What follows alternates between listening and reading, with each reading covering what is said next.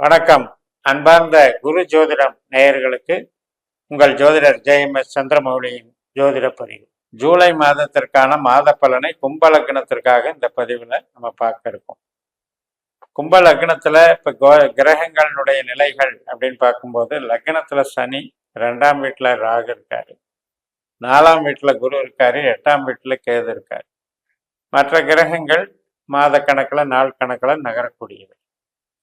இப்போ சூரியன், புதன், சுக்கிரன் மிதுன ராசியிலிருந்து அப்படியே கடகராசிக்கு வருவார். புதன் சிம்ம ராசி வரைக்கும் கூட நகர்வார்.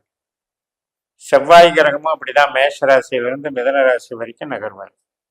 இதெல்லாம் இந்த கிரகங்களுடைய சஞ்சாரங்கள்ல நட்சத்திர ரீதியாக எப்படி பலன் பெறுகின்றன என்பதைத்தான் இந்த பதிவில் நம்ம பார்க்க இருக்கோம். மொத்தத்துல இந்த ஜூலை மாத பலன் அப்படின்னு வரும்போது ஒரு 3 பகுதியா பிரிச்சுக்கலாம்.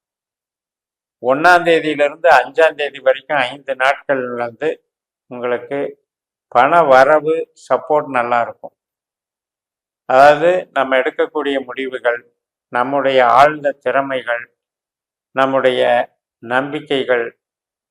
ஒருத்தர் யூக வியாபாரம் பண்ணுவார், அதிர்ஷ்ட ரீதியாக ஷேர் மார்க்கெட்டில் டீல் பண்ணுறது அல்லது கலை துறையில் டீல் பண்ணுறது, இவங்கள் இதன் மூலமாக எல்லாம் கூட வரவுகள் வரும். ஆக மொத்தம் பணவரவுக்கு நல்ல காலகட்டம் இந்த 5 நாட்கள். அந்த 5 நாட்கள்ல பண சேர்க்கைகள் உருவாகிற அதே நேரத்தில் நம்ம பண்ற தொழில் சார்ந்த விஷயங்களுக்கு அது நன்மை பயக்கும். ட்ரேடிங் பண்ணாலும் சரி, உற்பத்தி பண்ணாலும் சரி, அடிப்படையில் வளர்ச்சிகளை கொடுக்கும். ஒரு உத்தியோகத்தில் இருந்தாலும் நம்மளுக்கு ஒரு நல்ல அங்கீகாரம் கிடைக்கும், பாராட்டு கிடைக்கும். பணப்புழக்கம் நன்றாக இருக்கக்கூடிய ஒரு நல்ல காலம் இந்த 5 நாட்களும். அதற்கு அடுத்தபடியாக 6ஆம் தேதியிலிருந்து 19ஆம் தேதி வரைக்கும் அதனுடைய செயல்பாடுகள் அப்படிங்கும்போது ஒரு கௌரவத்தை கொடுக்கும், ஒரு அந்தஸ்தை கொடுக்கும், பதவிக்கு வந்து நமக்கு ஒரு பெருமையை கொடுக்கும்.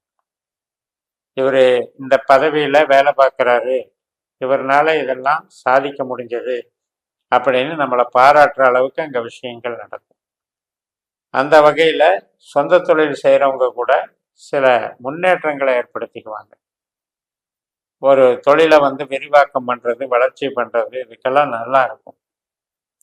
புதிய முதலீடுகள், புதிய கட்டிடங்கள், புதிய பிரான்ச்சஸ் ஆரம்பிக்கிறது, இதுக்கெல்லாம் சாதகமாக இருக்கும்.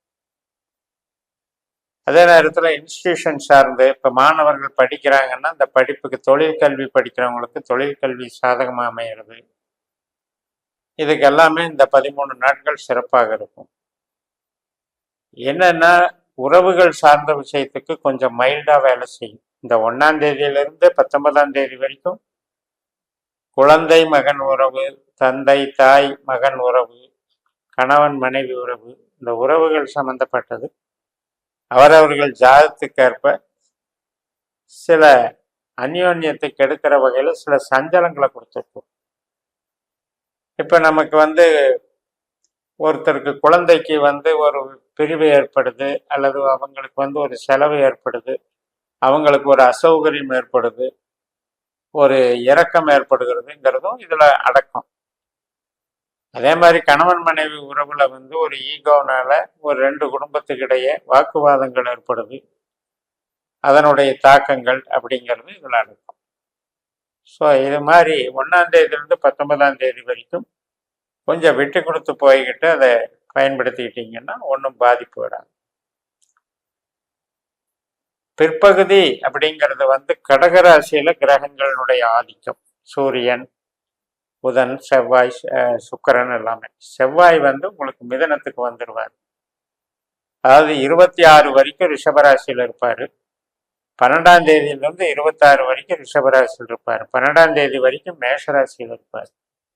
இந்த மேஷராசியில் இருக்கும்போது நமக்கு என்னன்னா பலம் ஏற்படும், நம்பிக்கை ஏற்படும், தைரியம் ஏற்படும், ஒரு மனது வந்து வில் பவரோடு இருக்கும். அடுத்து ரிஷபராசியில் வரும்போது செயல் திறமைகள் அதிகரிக்கும், உற்பத்தி சார்ந்த தொழில் வளர்ச்சிகள் இதிலெல்லாம் வந்து நன்மை இருக்கும். மிதுன ராசிக்கு வரும்போது பாசம், நேசம், அன்பு, வளர்ச்சிகள் நன்றாக இருக்கும். சுக்கிரன் வந்து 6ஆம் தேதியிலிருந்து ஜூலை 6லிருந்து 7ஆம் தேதி வரைக்கும் கடகராசியில் இருக்கு. அந்த 6 நாட்கள் மட்டும்தான் மிதுன ராசியில் இருக்கார்.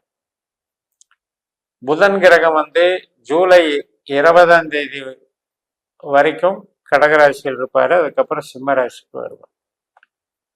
அப்ப இது எல்லாமே நம்மளுக்கு 5ஆம் இடம் 6ஆம் இடம் அப்படிங்கிற கணக்குல தான் இருக்கு. அதனால நம்மளுடைய செயல்பாடுகள், நம்முடைய செயல் திட்டங்கள் இதையெல்லாம் வளர்ச்சி பண்றது காட்டு.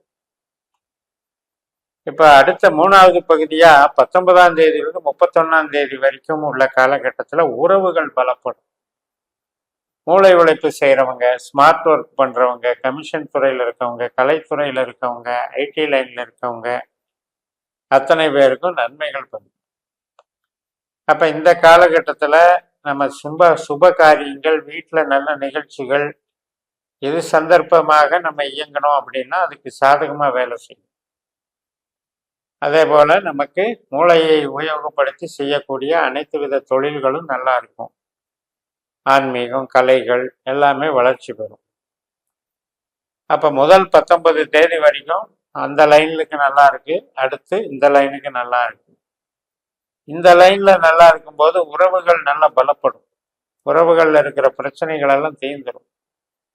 எப்பவுமே ப்ரொடக்ஷன் லைனு, மற்றபடி நம்ம அறிவு ரீதியா வேலை செய்யறதுங்கிறது 2 லைன் இருக்கு.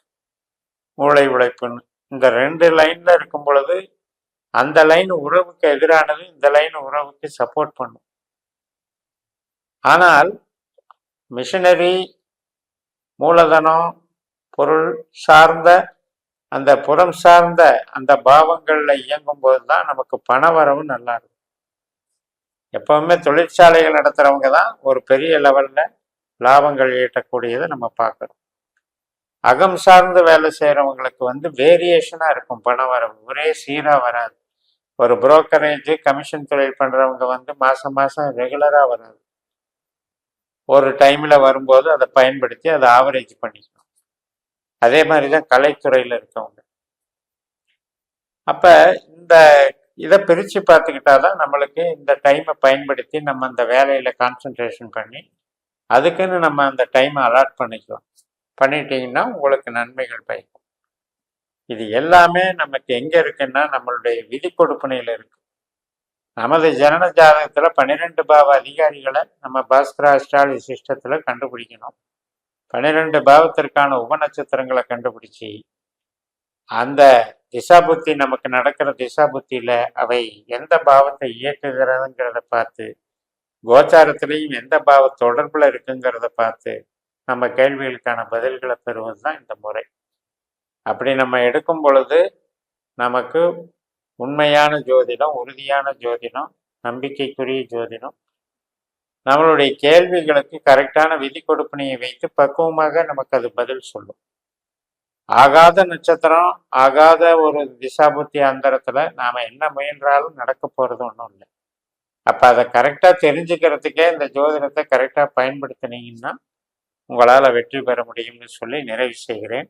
இந்த சேனலை சப்ஸ்கிரைப் பண்ணி ஷேர் பண்ணுங்க. உங்க தனிப்பட்ட ஜாதக பலாபலன்களை என்னுடைய வாட்ஸ்அப் நம்பர்ல தொடர்பு கொண்டு பலன் பெறுங்கள். உங்களிடமிருந்து விடைபெறுகிறேன். உங்கள் JMS. நன்றி, வணக்கம்.